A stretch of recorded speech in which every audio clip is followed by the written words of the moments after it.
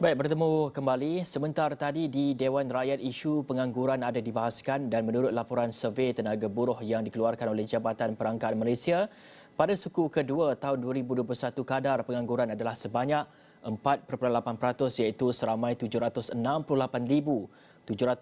orang menganggur. Dan walau bagaimanapun pada Julai 2021 terdapat peningkatan bilangan penganggur seramai 9,500 orang menjadikan jumlah penganggur bersamaan dengan 778,200 orang. Dan pastinya dalam jam ini kita ingin melihat apakah mekanisme untuk kita pastikan isu ini dapat diselesaikan, bagaimana kita ingin meningkatkan kebolehpasaran graduan serta apa inisiatif yang boleh dijalankan oleh institusi pendidikan dan pengajian bagi memastikan setiap graduan yang tamat pembelajaran akan terus mendapat pekerjaan. Dan untuk itu kita akan bersama dengan Profesor Madya Dr. Muhammad Mursyid Arsyad, Pemajuan Profesional dan Pendidikan Lanjutan FPP dan Pengetua KOSAS UPM di talian bersama dengan kita pada ketika ini. Assalamualaikum Prof.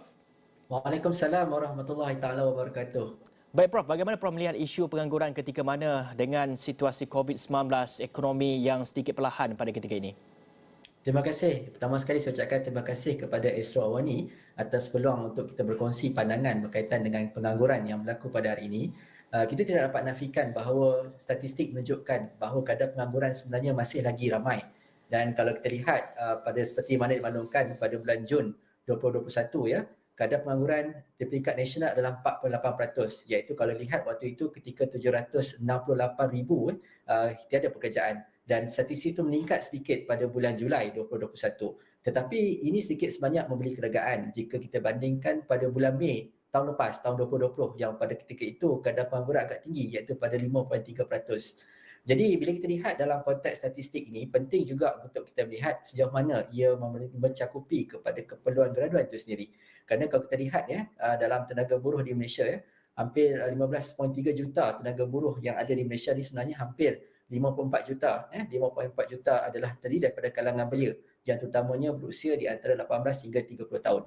Secara tidak langsung, keadaan ini turut memberi implikasi kepada golongan belia, terutamanya graduan universiti, lepasan-lepasan daripada kolej universiti dan juga daripada institusi pengajian tinggi. Bermakna di sini kita perlu melihat banyak aspek, terutamanya bagaimana untuk meningkatkan lagi kebolehpasaran graduan kita. Pertama sekali mungkin kita lihat dari segi konteks bagaimana kita cuba untuk lihat daripada statistik yang ada. Kalau lihat daripada Jabatan Perangkaan laporan dikeluarkan pada 2021 ya, Jabatan Perangkaan Malaysia mengeluarkan hampir kita lihat 22.5% ya siswazah menganggur pada tahun 2020. Jadi kalau kita lihat jumlah tersebut meningkat sebanyak 37,000 orang graduan berbanding dengan tahun 2019 sebelumnya. Itu berlaku sebelum pandemik. Jadi bila kita lihat kita dah masuk ke tahun kedua pandemik COVID-19, dijangkakan mungkin akan lebih ramai lagi golongan siswazah yang sebenarnya akan menghadapi cabaran untuk mendapatkan pekerjaan. Jadi kita menyambut baik usaha-usaha yang kerajaan lakukan dan saya besar harapan saya untuk melihat ia menjadi salah satu agenda utama di dalam Belanjawan 2022 yang akan dibentangkan oleh kerajaan. Kerana pada saya, kita tidak dapat nafikan bahawa sistem ekonomi dan sosial sangat penting di dalam struktur negara kita pada hari ini. Jadi saya berpandangan kita perlu lebih banyakkan lagi program-program untuk latihan kepada golongan graduan kita, terutamanya graduan-graduan selepas mereka menamatkan pengajian baik di universiti, di kolej swasta dan sebagainya.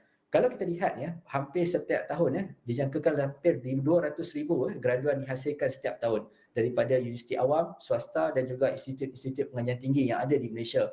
Ini tidak masuk graduan daripada luar negara, hampir 300,000 setiap tahun di graduan-graduan dikeluarkan.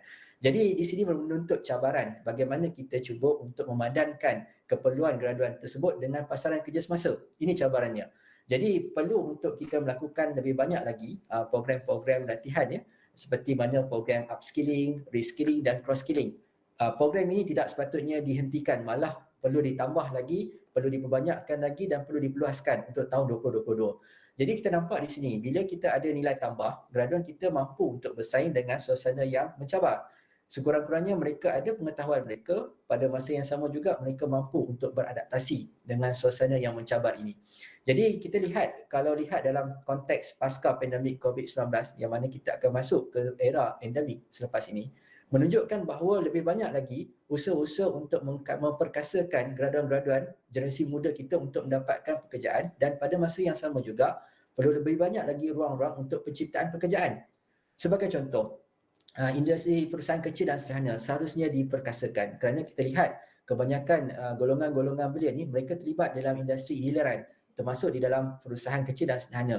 Jadi lebih banyak lagi prospek ataupun peluang-peluang untuk dilatih mereka untuk terlibat sama di dalam agenda pemerkasaan perusahaan kecil dan sederhana, dan ini perlu dilakukan pada tahun 2022 terutamanya bila kita melihat kepada belanjawan yang akan dibentangkan nanti.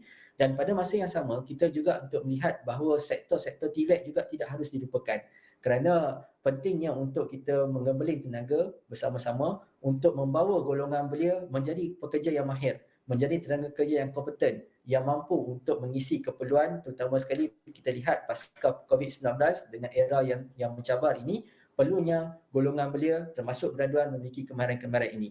Jadi saya nampak kalau kita lihat perlunya penjenamaan semula sektor-sektor TVET ini, terutama sekali berkaitan dengan sektor-sektor 3D ini yang difficult, dangerous and dirty ni. Kita perlu penjenamaan semula supaya dia tidak menjadi satu perkara yang janggal kepada golongan graduan, terutamanya kepada masyarakat. Kita perlu membuang jauh stigma berkenaan. Kita perlu mengangkat bahawa keperluan untuk menjadi tenaga mahir pada hari ini menjadi keperluan utama kepada golongan belia. Selain itu, saya nampak antara aspek yang boleh dilakukan adalah bagaimana usaha untuk membimbing golongan belia di dalam usahawan. Yang penting dalam konteks keusahawanan, baik keusahawanan gig, dalam konteks ekonomi gig, baik dari segi keusahawanan sosial dan juga aspek keusahawanan yang lain, perlu diberi perhatian supaya golongan belia tidak hanya bergantung kepada untuk makan gaji semata-mata, tetapi mereka mampu untuk mencipta peluang pekerjaan baru. Itu penting. Dan kita lihat juga peranan golongan belia sebenarnya tidak boleh dipandang ringan kerana kita lihat pandangan dan suara belia perlu diberi perhatian oleh kerajaan, terutamanya graduan-graduan lepasan universiti. Kerana mereka ni adalah aset kepada negara. Jadi perlunya ada usaha yang lebih teratur, terancang dan teliti untuk memastikan ia berjalan lancar. Baik Prof, berbaki 1 minit saja lagi, adakah Prof melihat dunia perniagaan boleh jadi satu cabang untuk kita pastikan graduan dapat jana pendapatan susulan habis belajar dan sebagainya, dan mungkin dari segi upskill bagaimana mereka dapat memantapkan lagi dari segi skill mereka untuk berniaga dan sebagainya. Adakah di peringkat universiti itu patut diperkasakan lagi? Ya, pada pandangan saya sudah sampai masanya untuk kita memberikan peluang kepada golongan belia, peluang untuk pendedahan bagaimana mereka sekurang-kurangnya berminda ke usahawanan. Sekurangnya mereka mampu untuk mengambil risiko, bijak merebut peluang dan semestinya mereka bijak untuk mencari peluang-peluang lain. Jadi perlunya lebih banyak lagi program-program yang berorientasikan kepada hak keusahawanan itu sendiri. Bermakna bukan sekadar latihan tetapi termasuk bimbingan, pementoran dan juga bagaimana mereka boleh membangunkan perniagaan mereka sendiri, dan pada masa yang sama juga mereka juga turut menjadi penyedia kepada perkhidmatan. Ini penting. Jadi pentingnya untuk kita lihat supaya future ready curriculum di universiti juga perlu selari dengan keperluan semasa supaya graduan yang kita hasilkan ini sepadan dengan keperluan institusi, selari dengan keperluan semasa, dan yang paling penting mereka mampu untuk bersaing dalam suasana yang mencabar ini. Baik, terima kasih kepada Profesor Madya Dr. Muhammad Mursyid Arsyad, merupakan pemajuan profesional dan pendidikan lanjutan FPP dan pengetua KOSAS UPM,